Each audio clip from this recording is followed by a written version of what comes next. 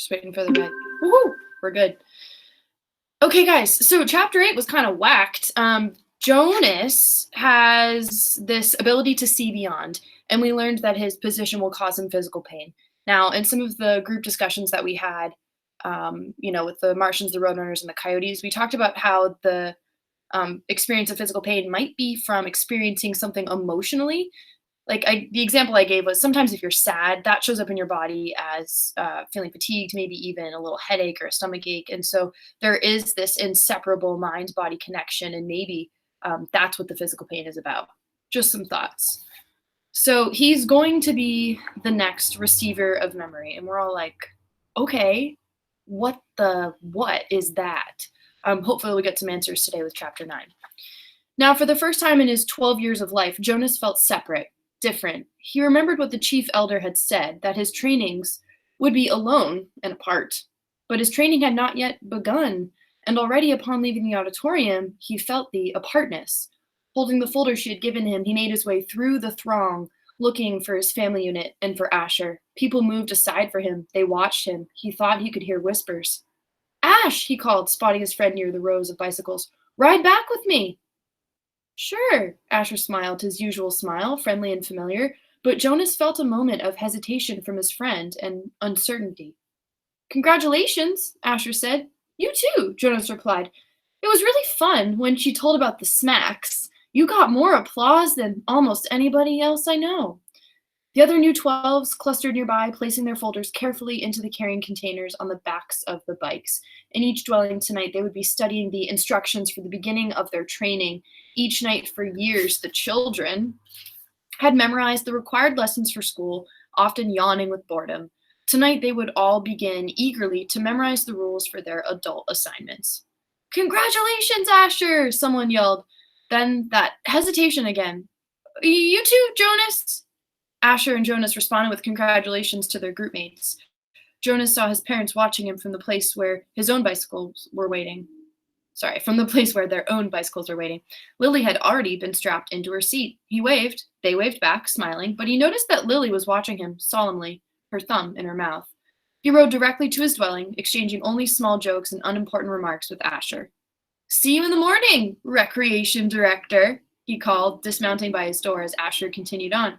"Right, see you," Asher called back. Once again, there was just a moment when things weren't quite the same, weren't quite as they had always been through the long friendship. Perhaps he had imagined it. Things couldn't change with Asher. The evening meal was quieter than usual. Lily chattered about her plans for volunteer work. She would begin, she said, at the nurturing center, since she was already an expert at feeding Gabriel. "I know," she added quickly when her father gave her a warning glance. "I won't mention his name. I know I'm not supposed to mention his name." "I can't wait for tomorrow to come," she said happily. Jonas sighed uneasily. "I can," he muttered. "You've been greatly honored," his mother said. "Your father and I are very proud."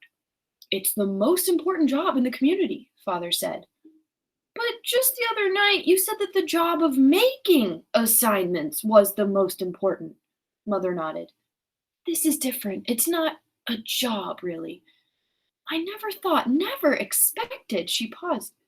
"There's only one receiver. But the chief elder said that they had made a selection before and that it failed. What was she talking about?" Both of his parents hesitated. Finally, his father described the previous selection. "It was very much as it was today, Jonas. The same suspense, as 111 had been passed over when the assignments were given. Then the announcement when they singled out the one." Jonas interrupted. "What was his name?" His mother replied. "Her, not his. It was a female. But we were never to speak the name or to use it again for a new child." Jonas was shocked. A name designated not to be spoken indicated the highest degree of disgrace. "What happened to her?" he asked nervously, but his parents looked blank. "We don't know," his father said uncomfortably. We never saw her again." A silence fell over the room. They looked at each other. Finally, his mother, rising from the table, said, "You've been greatly honored, Jonas. Greatly honored." Alone, in his sleeping room, prepared for bed, Jonas opened his folder at last. Some of the other 12s, he had noticed, had been given folders thick with printed pages. He imagined Benjamin, the scientific male in his group, beginning to read pages of rules and instructions. With relish, he pictured Fiona smiling her gentle smile as she bent over the list of duties and methods that she would be required to learn in the days to come. But his own folder was startlingly close to empty. Inside, there was only a single printed sheet. He read it twice. Jonas, receiver of memory. 1.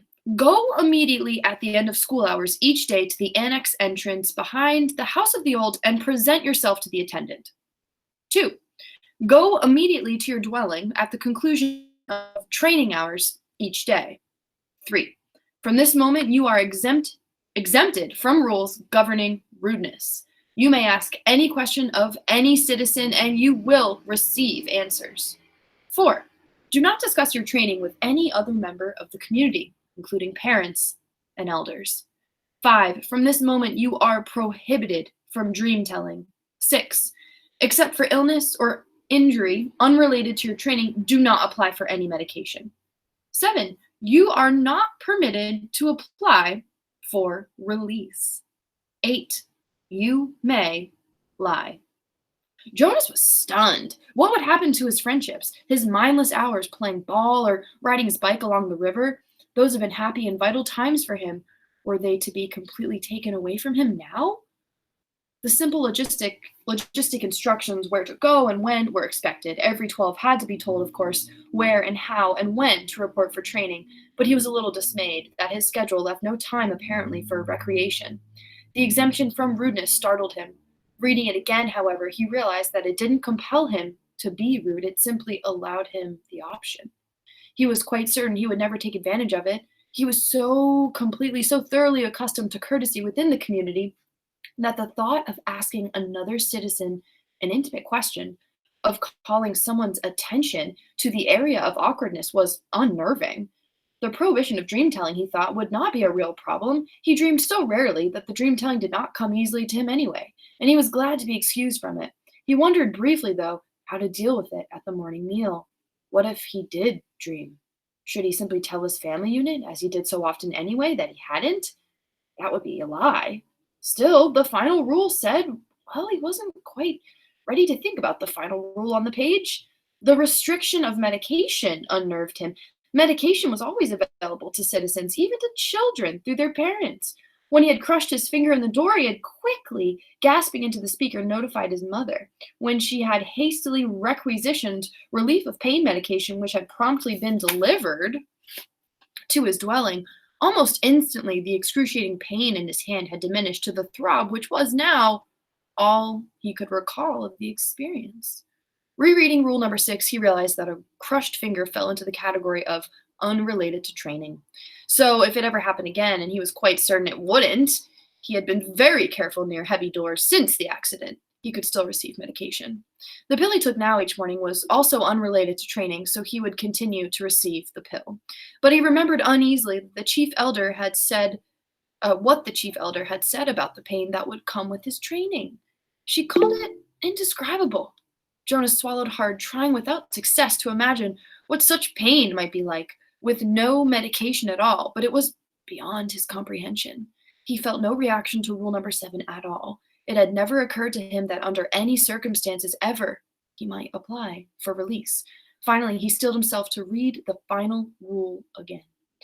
He had been trained since earliest childhood, since his earliest learning of language, never to lie. It was an integral part of the learning of precise speech. Once, when he had been a 4, he had said just prior to the midday meal at school, "I'm starving!" Immediately, he had been taken aside for a brief private lesson in language precision.